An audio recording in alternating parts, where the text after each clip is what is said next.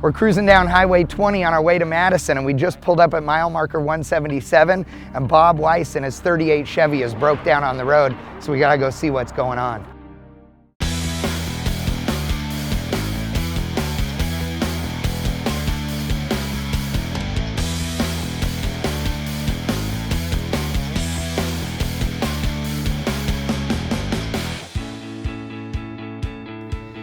Trouble on the road is nothing new, and if we were all driving cross-country in crappy rental cars, we'd undoubtedly still have some problems. We've had our share of breakage on the Rodfather Tour, and unfortunately for Dave Allen, he had trouble right out of the gate. I was the first. Whoa, no way. Yeah, I managed to break down from before Winnemucca. So I got from Reno to Winnemucca, and then it just decided not to run anymore. That's only like a couple hundred miles, not even. Actually, I drove it from San Francisco to Reno, so I had maybe 300 miles. Okay, good. But you know, hey, if you're gonna go on a rod run, or if you're gonna drive these cars, at some point something's gonna break. And it was just my turn. And luckily, I had a spare fuel pump, plumbed, wired, and in the trunk.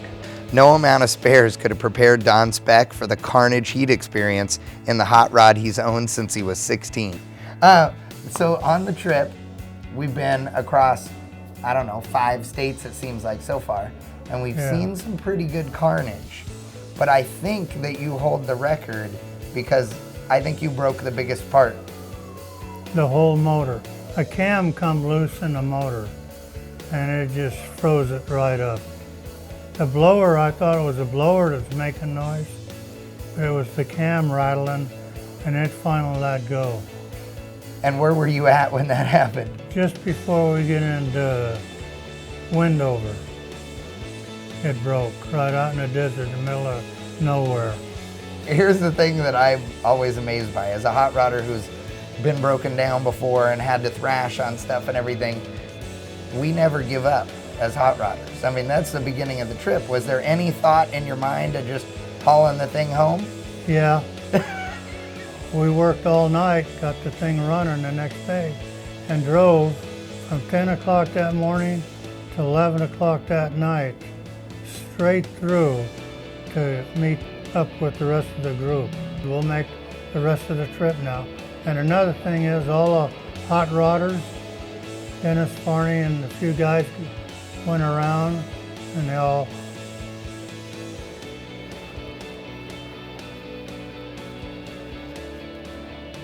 all chipped in. Yeah. To help buy your motor, huh? That's a pretty cool deal. That's because these guys are all your boys. How long have you been doing cruises with these guys? Since 1970. Wouldn't you do the same thing for any of them? Oh, hell yes. I've towed a lot of them cross country already. Back in the 70s, I towed one guy across 7 states. I even towed Andy Brizio in his roadster. He run out of gas, and got him going. Well, but you do the same thing for them. They did it for you this time. Sure did. How many, have you ever broke down on the road before? Yeah, in 06, I got to Indy, and the cam went flat in my motor. You in camshafts? Yeah, I'm camshaft city. So we took it over to the speed shop, and that was Friday. I told them, put a new cam in it by Sunday, and they, oh, you're crazy. And 10 o'clock Sunday morning, they called me, and Andy and all those guys left at 8 because the storm was coming in. And I caught them all in Minnesota that day. So you were hauling ass then. Yeah, the guy says, take it easy, for the first 15, 20 miles, about 50 miles an hour. I hit that freeway and it was 80 miles an hour all the way. If it's gonna break, it's gonna break again. Let me ask you one more question. Why is it that you're known for being the prankster that's always causing trouble? Well, in my younger days, I was that way. Oh, your younger days, as in 3 days ago? Oh. I heard about you and Al. Oh, yeah. I don't know, it's fun to cause a problem now and then, but nothing serious. Thanks to hot rodder John Lawson, his 2-car hauler is on the tour to help anyone that gets stranded.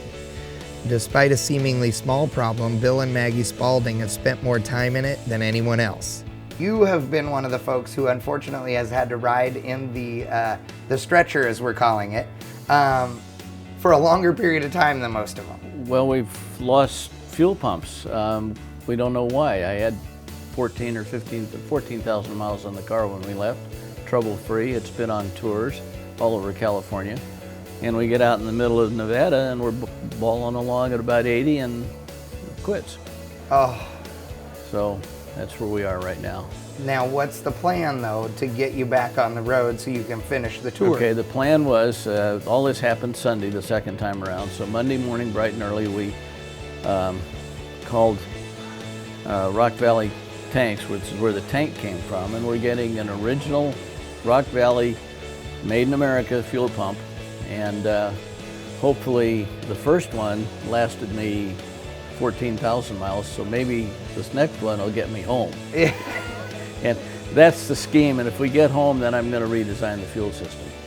That's where we are right now. Now, the good news is the guys that are running the stretcher are a pair of really nice guys. It's air conditioned, it's comfortable, it's quiet. I'm kind of liking the stretcher, actually. You got to look at it that way. We have to be positive here. There's good in everything, and that's where we are. After finding Bob on the side of the road earlier, we realized that broken parts don't mean broken spirits, because even after killing a fuel pump on the freeway, Bob and the guys were all smiles, jokes, and fun. After all, if having to replace an engine won't stop Don Speck, Bob's fuel pump issues were easy. So after loading up Bob's 38 Chevy into the stretcher, we took him to a local shop for repairs and got to Madison in time for the party at Munn's place.